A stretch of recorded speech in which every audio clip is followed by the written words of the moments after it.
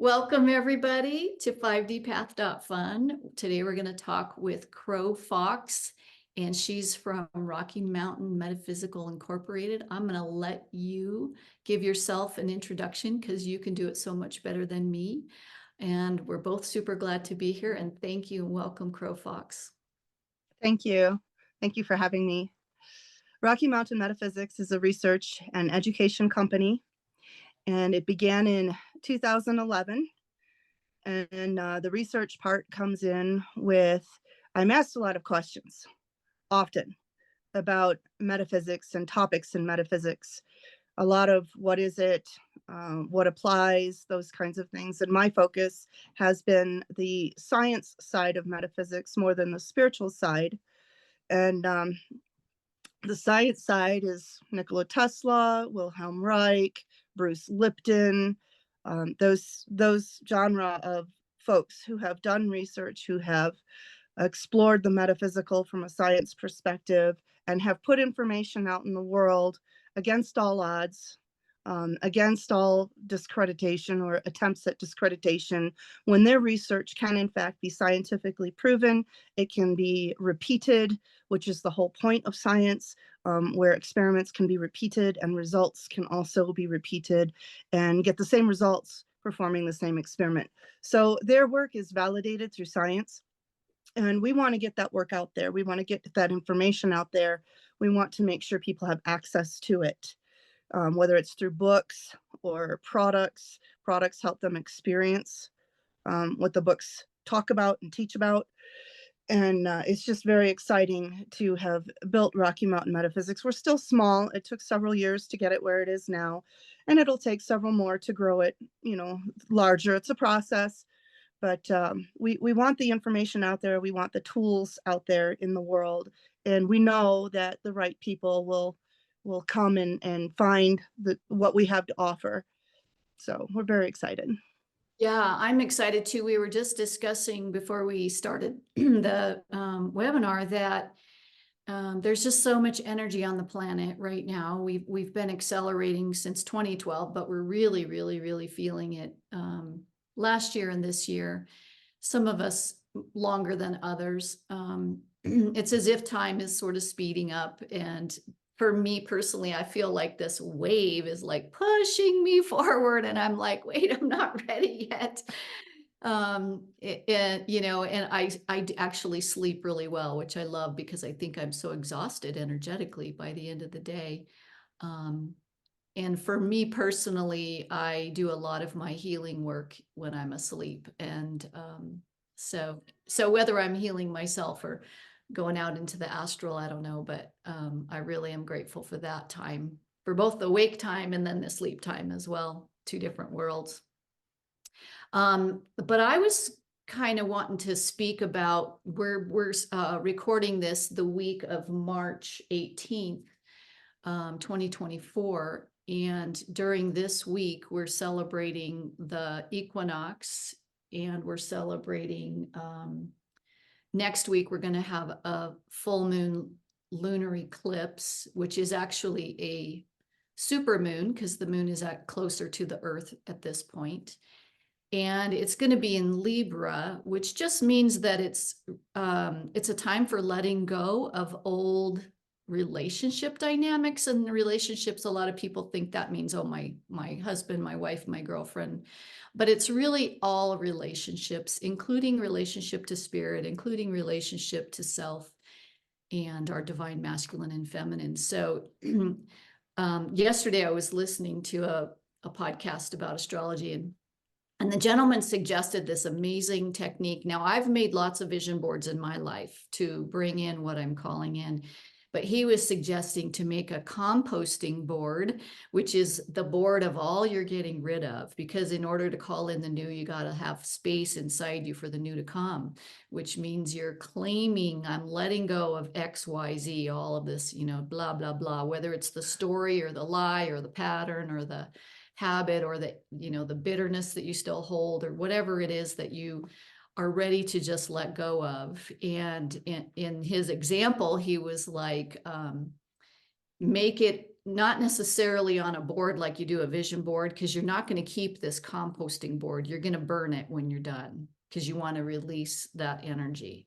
And that's part of the composting.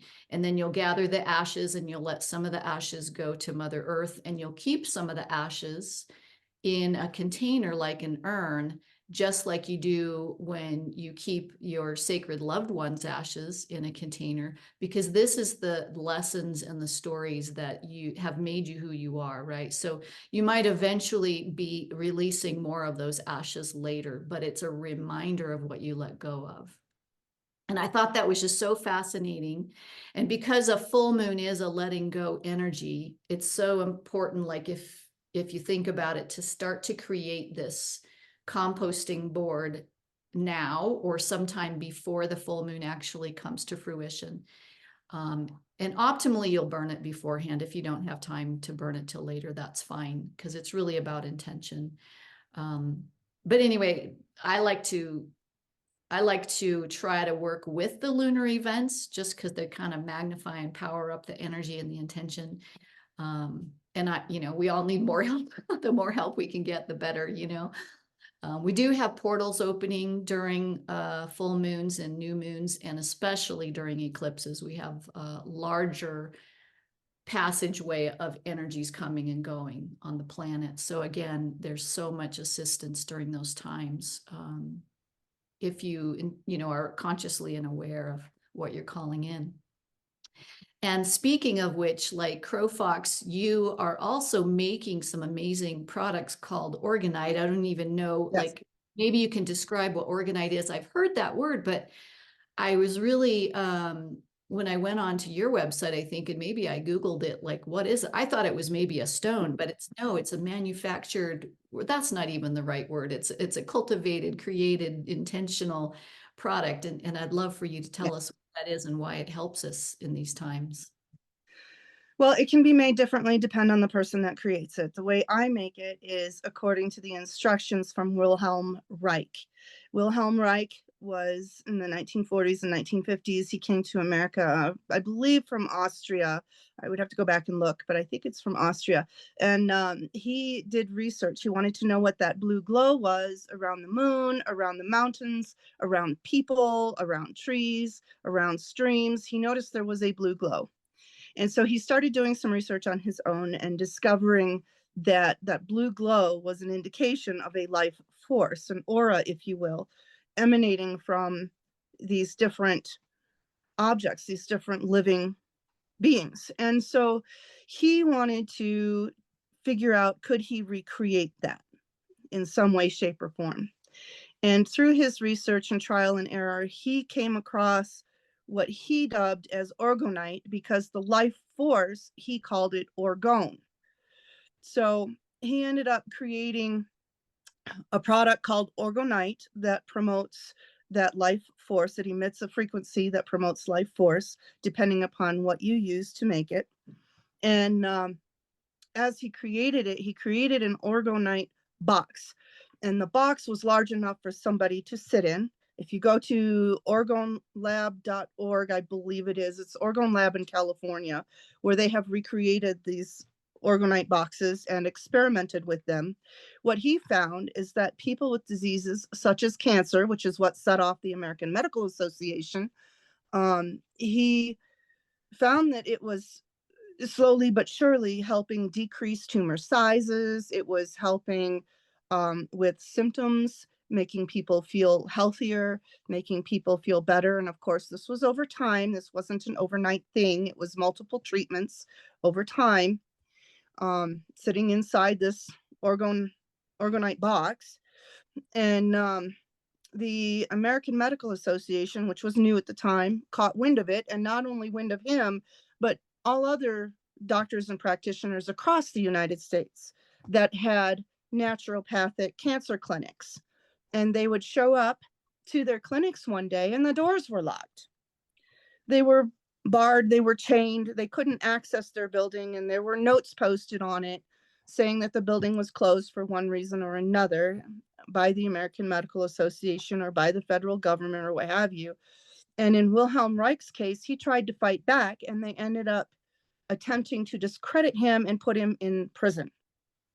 And sadly, he died in prison. Oh, But his work can be replicated and has been replicated, not only out of the Oregon lab in California, but also in other states by other people who've done experiments with it, who've replicated his research, who have found certain things to be true about everything they've tried and tested and experimented with according to his work. But they do it on the hush hush. And for me, I never make claims of any of it curing anything. It promotes the life force, and that's all I say about it, because nobody needs somebody knocking on their door saying, hey, you're making claims not approved by the American Medical Association or what have you. And so I don't make any claims about it, but the research is out there, the research is available, and Wilhelm Reich says this is what it does. And people have discovered on their own independently that it does do what he claimed it does. And I will leave it at that. However, to make it, it's so fun to get involved in the creative process. And resin or lucite in liquid form is what you use. And you do it, you make it in layers. You have organic materials, which is your semi-precious stones. And then you have inorganic materials, which is your metals. I like to use copper the most. I like brass. And I have some stainless steel that are the shavings or the cast-offs from machinery work. And I don't like the stainless steel as much. I don't tend to get as strong of frequencies out of it. But I get nice strong frequencies out of the copper and semi-precious stone blends and the brass and semi-precious stone blends. Those are the ones that I enjoy the most. And you can use any kind of mold you want for it. Silicone molds are what I use, and they're available through all kinds of vendors online. And I've made the athames, which is the ceremonial blades that we talked about earlier. I've made wind chimes out of it. I've made Cabochon jewelry pieces out of it. I do all kinds of stuff with it, pyramids, cones, everything. And I do the layers. Some folks don't layer it. They just put their pieces in the liquid resin to make it look really beautiful. It still emits frequencies. It's just the aesthetic for folks. For me, I do the layers because not only am I working on Wilhelm Reich's research, I'm also working towards a PhD, and my thesis is going to be about Wilhelm Reich and his research. So wow. the layers are really important in my work. Mhm. But you can find orgonite pretty much anywhere in online sales platforms. A lot of people do sell it. There are some folks I've encountered at the different shows that we do that have orgonite in many different creative forms on their tables for sale. And I love looking at how they've created their orgonite and their designs. So it's available quite readily across markets. But ours is unique in that it's made based upon Wilhelm Reich's research. And it's a very specific process that we use to make it. Okay. Do you have a sample there that you can show us? I have some cabochons here. Let me take them out of the bag. And a cabochon is what you would use to make a pendant or a ring, right? Something that. Yes, a pendant or a ring. Here is this one. And what's that one got in it? This one has lapis lazuli and copper powder. I use 99.9% pure copper powder in this one. And they come in different shapes and sizes. I have a square that can be flipped for a diamond. And I have an oval here. And is the color there because of the lapis, or is that The color is actually mica. I have about 300 colors in mica. And so I use the mica to color the resin. Okay. And I added glitter. I don't know if you can see the sparkle in there or not. Yeah, a little bit. A little bit. And that dark thing is the lapis? The dark stone is the lapis. Uh-huh. And I can do all kinds of colors. I have some here in a brassy color, brassy gold color. And these are the clear quartz with copper powder, Oh, okay. with mica colorant.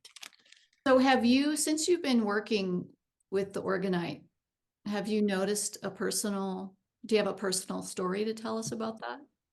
I do, actually. I have a heart condition called SCAD, which is spontaneous coronary artery dissection. It has been known about since 2010. Not for me, but I mean, it was discovered in 2010.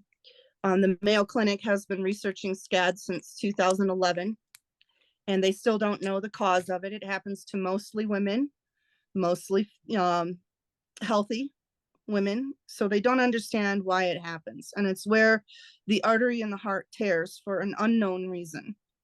And I had that happen to me several years ago.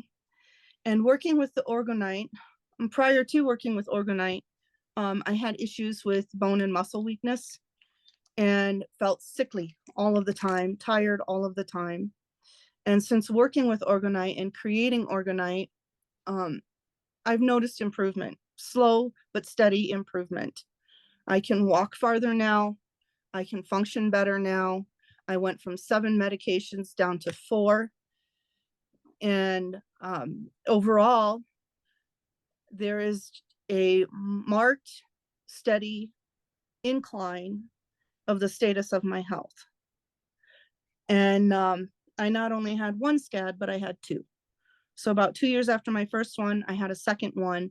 And it was after the second one, I started working with Organite and creating Organite and pursuing my education, formal education in metaphysics. I have been having metaphysical experiences since childhood. And have really been, every time I've tried to get out of the metaphysical community, creator, whatever force you want to call creator, has shoved me right back into it. And I just finally put my hands in the air and said, okay, creator, here I am. What am I supposed to do? And the answer was Rocky Mountain Metaphysics and research and education. So that's where I am. And I find your store kind of amazing because I think I look up anything that says metaphysics in it. And I'm just going to share screen for a second with everybody to show you. Whoop, there it is. To show you her website page, just so we can all look at what Rocky Mountain Metaphysics is about. Make this a little bigger. Yep, there's the books. Yeah, this is the book section. And while we're on this page, we'll just quickly look at that. So this book right here, and part of the reason I know Crowfox is because I wrote this book, Bringing Ceremony Home, last year. And for me, it was an expression of offering to people a do-it-yourself of how to bring ceremony into your life and creating it at home and doing it just like super easy. There's no reason why it can't be involved in people's everyday lives. And because this week and the next 4 weeks with the eclipses is so big, like ceremony is an amazing practice to do with those lunar intensities, those lunar portals, and lunar and solar portals, especially the solar as well. Anyway, that was part of my first step into I'm sharing what I know and what I've learned and how, you know, ceremony is just one practice that I use, but it certainly has assisted me on my journey as far as getting closer to my spiritual helpers, getting closer to Mother Earth, and feeling that I'm actually in a co-creative process. When I'm doing the ceremony process, I am co-creating this beautiful sacred space with spirit and invoking their assistance and their qualities into the sacred space. And it's, for me, it's just really palpable. It's like having your best friends show up and going, oh my God, we're having a reunion, you know, it's such a celebration. And then when you're able to say, you know, I honor what's going on in the sky right now. I honor what's going on with me. And this is where I would desire it to go. You know, we don't always know really where we want to go. Our ego kind of thinks we know where we want to go, but the reality is spirit kind of probably laughs most of the time and says, okay, yeah, you know. Anyway, I want to real quick also look at maybe your jewelry. Here will be the Cabicons. One thing that caught my eye too was your the swords that you, those on a different page. Yes, you need to go to the Organite. Oh, Organite. There you We go, right there. Go to the Organite, So and see, then there's some of, scroll ooh, down, that and gold. yeah, These are amazing. and you can also see that it's in layers. Yeah. So again, anything we can do to like bring in, you know, these are made, like she said, with some earth element. She's got the stones in there and the dust and the minerals. And so, and here's the swords. Now I would use these for cord cutting or for boundary making. I don't know what people generally use them for, but that's what I would use them for. If you want to own your own space and you need to disconnect yourself from people or places. And there's a wand, it looks like. Yes, that is a wand. Beautiful. Yeah, the swords or athames, those are popular among those who practice Wicca. And my Wiccan friends, they use those for casting their circles, creating spiritual boundary space. They are not sharp. I want to make that very clear. They have wide edges, flat edges. They are not sharp, so nobody's going to get hurt on them. They are a ceremonial tool. It's not like you're going to go out and chop vines and weeds if you're out camping. They're not sharp. They're for ceremony specifically. And folks really don't know that until they actually get them in their hand and take a good look at exactly what they are and how they are made. Yeah, they're beautiful. And Thank you you. know, as a person who does energy work, I just want to say that you know, anything you can use, oops, stop the share, anything you can use to work with your energy or the energy that you're creating. We are powerful creators. We just have to remember that we are. There's no true right and wrong way to do it. It's just that sometimes we need a little instruction manual to get us started. And then we let our inner child out, and the inner child is like, oh, I'm just gonna, you know, do this and play this and whatever. And you can't do anything wrong. You gotta just listen to that inner guidance. And you know, which again is why I wrote the book, is because ceremony really can be super fun. And because it's a very creative, playful process in the beginning when you're making your sacred circle, and you get to let your divine feminine sort of invite all of these different things into the circle that imbues it with different energy. You know, sometimes you put pictures of your loved ones, or maybe the new home that you're calling in, or maybe the beautiful stones that you love on every single day, or you know, whatever it is that speaks to you. Right. I like to put flowers in there, of course, and the four elements. I put in something that reminds me of earth, something that reminds me of air, like bird wings, or fire, of course. Sometimes I use orange stones, or I'll use I guess I wouldn't use an actual fire, but you could put something that reminds you of the autumn, which is also the fire element, or something warm, you know, whatever you might perceive that as. And then of course, water, which you can put actual water, but there's fish, there's dolphins, whales, you know, anything that shows you what water is. Shells I've often put in my sacred circle as well, because you want to honor the elements and call them in. Not only are we calling them in verbally, but we're calling them in by honoring the way that those elements have shown up on the planet Earth. And so we bring them physically with an element in the sacred circle as well. But I wanted to talk a little bit. Did you want to say anything else about what you're doing and your store? And Well, I do want to thank you for being willing to be vulnerable in writing your book. I want folks to know that the book is not specific to any one type of ceremony or culture. It's absolutely beautiful. It's absolutely personal to the reader. And those pages are so gorgeous. Oh my goodness, they are so aesthetic to the spirit as well as the mind. I don't know how you created such a beautiful book, but I am so grateful that you did. And we are honored that we feature your book on our website. Thank So you. thank you for that. And thank you for connecting with me. We actually connected because of the Durango Whole Life Expo fair. And I had an advertisement in the flyer there. And that's how we found each other. Yeah, And I'm yeah, so excited. It's so great to make this connection. I'm it so is. grateful. And it is really, really important. Again, I have to be grateful for Spirit for doing these strange little synchronous connections, because we didn't actually meet in person. Absolutely. I just reached out to you later and said, "Where are you? I thought you were in Durango," and you and but you know, Spirit brings us the people that we need to be connected with, and sometimes we just have to follow our instincts, you know, or those impulses, because they don't have a lot of thought. They're just like, ooh, you know, it's that ooh, you know, that comes from inside.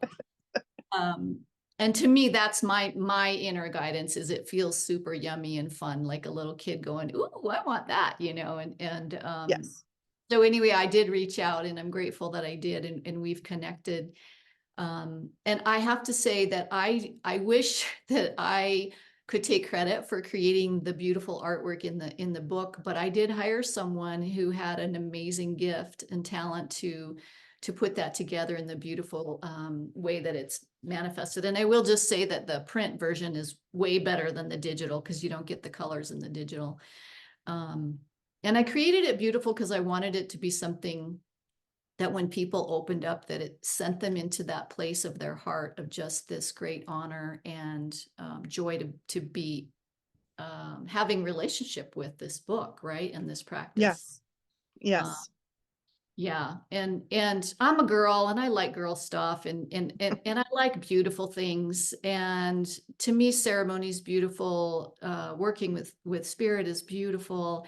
And I wanted the book to imbue that, really, because it's all immersed together. It's really all part of the same. That just happens to be a physical manifest piece that we can pick up and use. So thank you so much, And it Crowfox. is very beautiful. It is very Yeah, beautiful. yeah, Every page. it is every page, and we wanted it to be something that could be a gift to put on your end table that you would love to open up and look at. And there's lots of examples for ceremony invocations in the back. So, you know, if you're brand new at calling in Spirit, there's lots of suggestions about the topic you might be calling them in for. And once again, I said that we're all creators. So once you get the gist of it, just let yourself go and do whatever comes to you, because your inner self really knows how to do it. You just have to remember. So I want to talk a little bit about relationship and Yes. the fact that this full moon lunar eclipse is in that sign of Libra about relationships. It also has to do with justice, fairness, and equality. And when you were speaking about the injustice that Wilhelm Reich experienced in his life with Organite, you know, throughout history, there's always been the us and the them.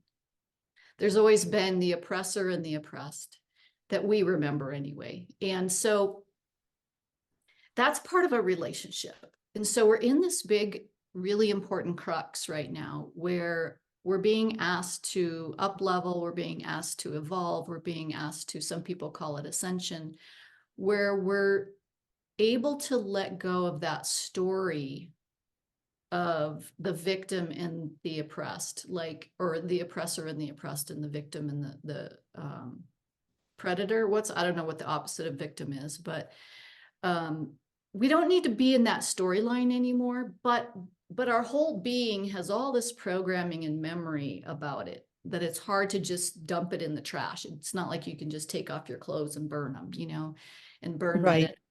So a lot of it is continually working with the layers that come up. And so this full moon eclipse is an opportunity to sit down and either write what you're really ready to let go of, whether it's a storyline.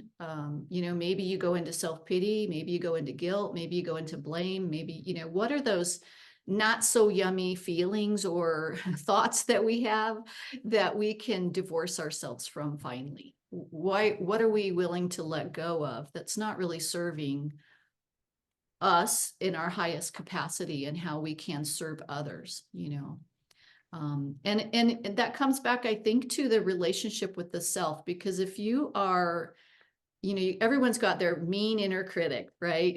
That can Right. like berate you and berate you. And to me, it's so funny that we have that. I feel like if we could fire that one and hire the one that was the cheerleader, that would Right. show up every day in a happier mood, because we'd have this cheerleader that was like, oh my God, you're doing so great. Look at you. You got up and you got dressed, like how amazing Right. is that?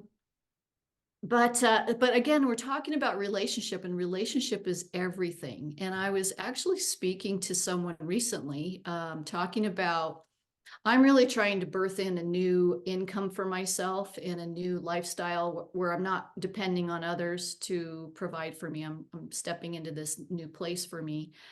And of course, it's bringing up my stories. And I was talking to someone about astrology, and they were looking at my personal chart, and they tried to tell me that I have this father wound and that I wouldn't be able to call in the money I wanted until I healed my father wound. And I'm like, well, first of all, they don't know all the work I've done about my father. But aside from that, the fire in me was like, okay, well, I'm just going to get proactive and work on my father wound, the potential father wound, right? Right.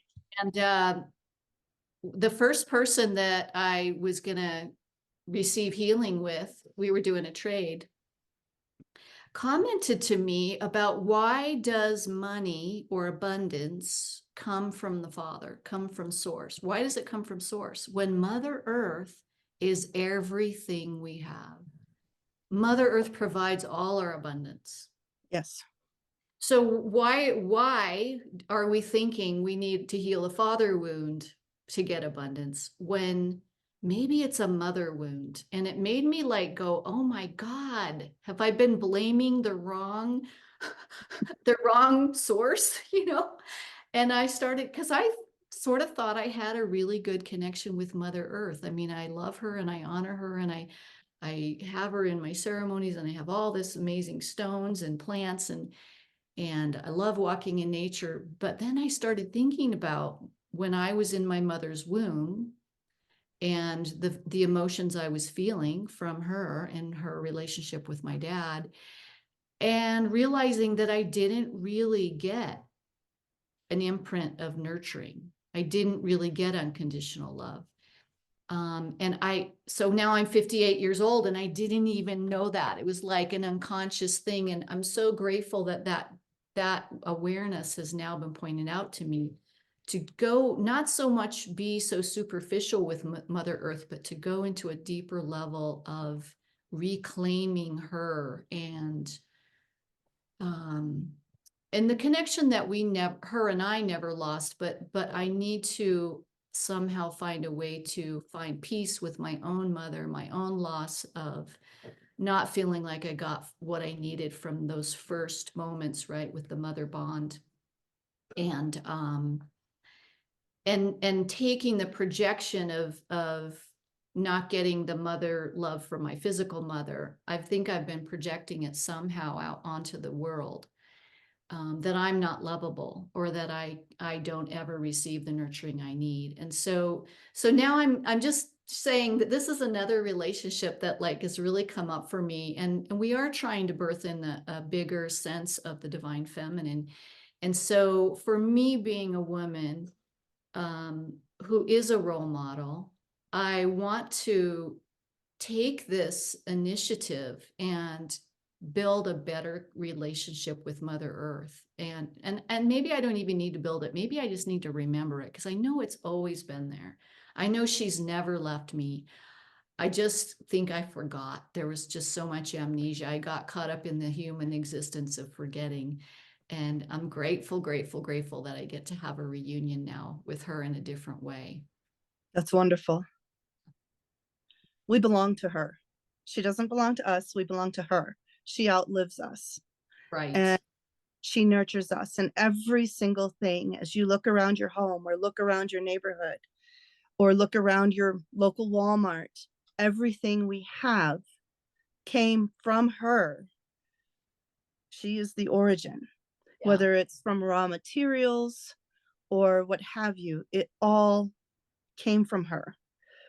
And to be grateful and respectful of that is a key piece that a lot of folks have been missing. And I think when we reconnect with Mother Earth, we learn things not only about her, but about ourselves. And we become not only physically connected, but we become spiritually connected.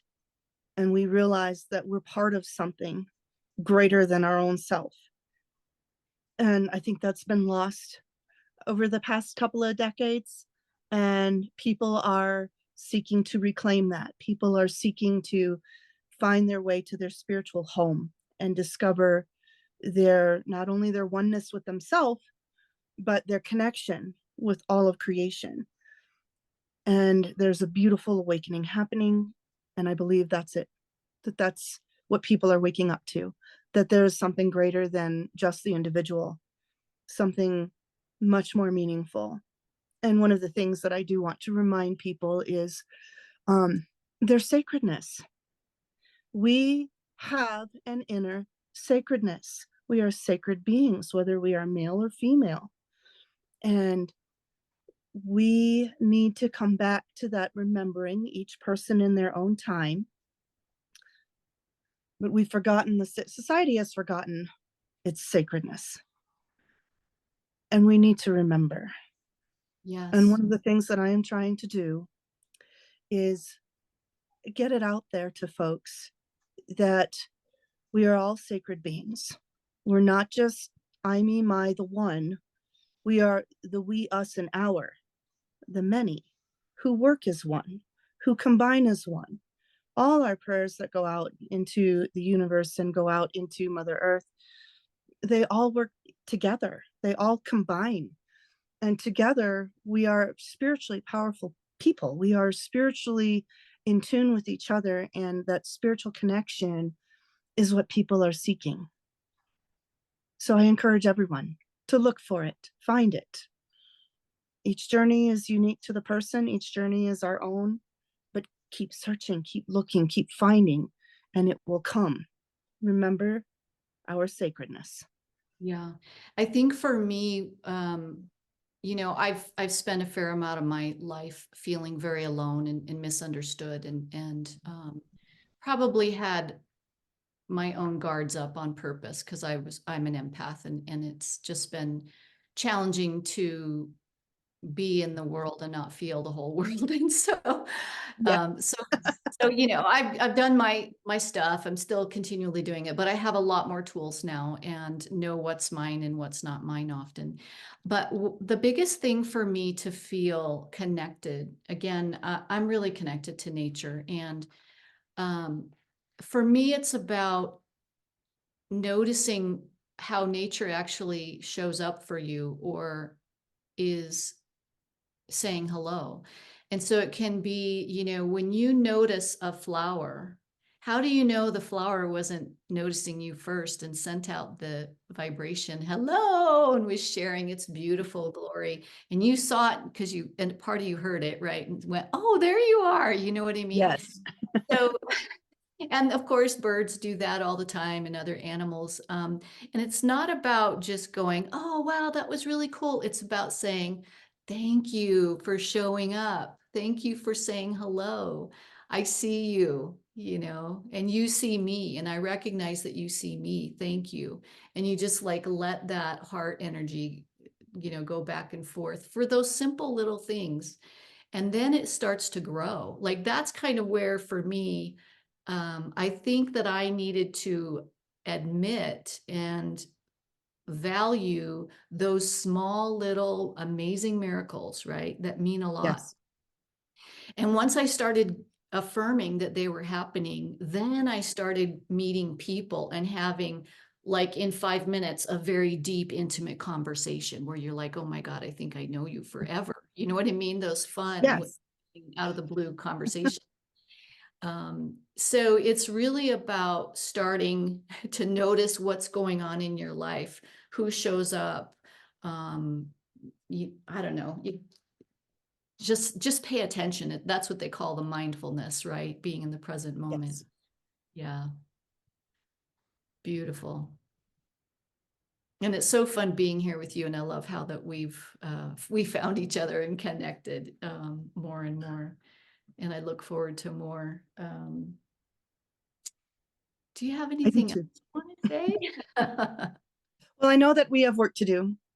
Collectively and together, we have work to do. And we'll do it. We'll get there. We'll get it done. And, welcome to everyone in the world. Welcome. So for those just starting on their journey, definitely welcome. Welcome to a new journey. And for those who've been on it for a long time, keep going. We need you. Yeah. And I just want to say we are doing it, whether we see it or not, know it or not, hear it or not. Every single day we're doing it. I think the one thought that gave me the most freedom in my awakening process, because I always used to be production oriented. It was, my value was based on what I could produce or prove to someone that I had value. And one day in my meditation, I thought to myself, well, what if I'm just this bright light? My body, my soul, my energy system is emitting a certain color frequency. Mm-hmm. And what if that was my only purpose, was to embody in a body and to walk around the planet in the different places I lived and talk to people and just be my light? What if I never had to do anything else but just be my light? Like a little lantern shining in my neighborhood, What if that was the sole purpose of me being here, and that I actually succeed just because I wake up every day and I'm in my light, right? And I was like, oh my God, I've already succeeded then. I don't have to do anything. It was so freeing because I didn't have Yeah. to taking any steps. Now, granted, I do have bigger dreams and I want to do more, but giving myself permission and credit to just be this and be sharing a vibration, whether I'm talking to someone or not. I can be totally quiet in my house and I am sending so much love vibes out, Yes. and I do believe that makes a difference. There are people on the planet who aren't meant to produce something that we all see. They're just here to hold a space. And so sometimes when I'm not in my producing mode, when I'm like, for some part of me has taken a rest. And of course the judge is like going, what are you doing? You're supposed to be doing some work, and I'm like, I just need to rest. Then all I can do is share my light, and that's okay. Yes. I have to be okay with that. Yeah. Yes. We don't know whose lives we're making a difference in. We don't know whose lives we're touching. We don't know the difference we're making in the world. We don't know what positive impact we have. We don't know what negative impact we might have. But every impact is a lesson for those receiving it and those giving it. Everything works together. And we just need to hold space sometimes, as you said. We just need to be. And in our being, we recharge for the doing. Those messages on what we are supposed to do or should do or will be doing for ourselves, our families, our world, our society, our communities, come in those quiet moments where we are simply being. And when we are being, we're still putting our light and energy out into the world. We're still emitting frequencies. We're still a part of the ever growing ever vibrating universe. And we still touch each other, even from vast distances. Sorry. We still touch each other. We still reach each other. And it's just so beautiful to just be. And then we go into the doing. We are humans doing, not just humans being. And we don't know the lives we touch. We don't know the light that we are for the different people that we may or may not interact with. Somebody might just see us walking down the street smiling. You know, we go up in the mountains a lot, and sometimes we come across other hikers and we smile and wave. We don't know what impact that has on their life. Maybe we've made somebody's day. We just don't know. But what we do know is that you and I and everyone shares frequencies.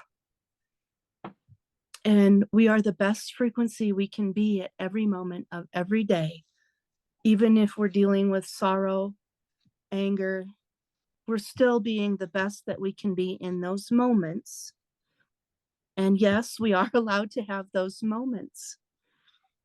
We just need to understand not to live there and move forward, move through the emotions like you move through the river, and share who you are, share your being, share your energy with the world,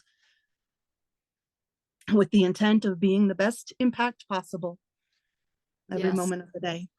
yes. Yes, amen to that. Thank you. So be it.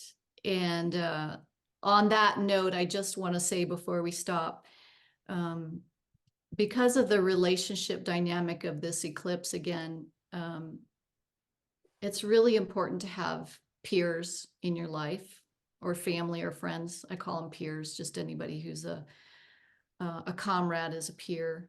And do you have a peer group that you can rely on, that either you can reach out to them at any moment if you need support, or they can trust they can reach out to you if they need support? And I'm not talking about the pity party or the the bitch session. I'm talking about, I've been trying to deal with this thing and I need someone to bring me to the other side, you know. Right. And so who is that family of peers that we surround ourselves with? Is it time for a new family of peers? Is it a time to let some go because they're sucking energy from you? Or is it time to ask spirit, I need a new team, right? Who can help support me? Because as we up level, we don't all grow at the same rate. And just because you might really be growing at this level doesn't mean that you have to keep the same friends, because if they're not able to grow at the same rate as you, or in the same arena that you are, they might drag you back down on some level. They might help you, you just have to have discernment and know when Right. is it time to graduate myself into this next level. And I think that that's sort of a mistake that a lot of humans make, is they feel like they have to keep relationships, the loyalty of relationships, and keep them going for a really long time. And we're really being asked right now, I think, to have discernment and own our inner authority to decide what's good and true for us and what's not. And it doesn't always mean that, I'll never talk to you again. It could just easily be, I'm busy and I'm doing this now. I've also found that when I ask for an upgrade or a release or whatever it is, spirit somehow causes something will happen and people sort of flit away from my life. So that's something to be said for that. Yeah. I noticed that my relationships are organically changing. I haven't had to do anything but pursue my own goals and dreams and serve my family and serve my community. And my relationship dynamics are organically shifting. So that happens as well. It can be a conscious choice for some folks. It can be an organic shift for others. It just depends on what situation each person is in. But I have a small handful of peers that when I go through shifts or changes or noticed energy, shifting or what have you, that I can call and share these experiences with and say, what are you experiencing too? Is there anything that you're experiencing, that can help me affirm that this isn't just me? It's not just in my own experience. Are you experiencing this too? And I absolutely enjoy that. And for me, I would rather have a handful of peers that I can turn to than a multitude of people that I have shallow relationships with. Right. Right. Right. Yeah, we're being called to go deeper. Superficial was good for a while, but it's not really serving us anymore. And it's going to be an interesting shift because we're used to having superficial conversations. You meet somebody, how are you? I'm fine. We say I'm fine, even Right. though there's a multitude of stuff going on, but yeah, we're being asked to be authentic and truthful. And a part of that is allowing trust, because in the past, a lot of us have been punished for being truthful about how we really feel. And again, that comes back to self-love, that relationship with the self, and accepting me no matter what, each person, accepting where I'm at, accepting who I am each and every moment, and honoring myself. Then if I honor myself, it doesn't matter if I need to say to a total stranger, oh, I'm kind of down today. You know what I mean? Yes. They might be grateful to smile and bring me up, they might have been looking for that. Anyway, thank you so much, Crowfox. It's been such a blessing chatting with you. Thank you, Deanna. Yeah, stay on the You call. are a blessing. Oh, thank you. You're Thank you. welcome. I'm learning to love myself even more each and every day. Yeah, it's been an interesting journey for sure. And it will continue to be interesting. All right, I'm gonna turn off the recording. Thank you, and I hope we get to do it again. Oh, most definitely. Okay. Thank you.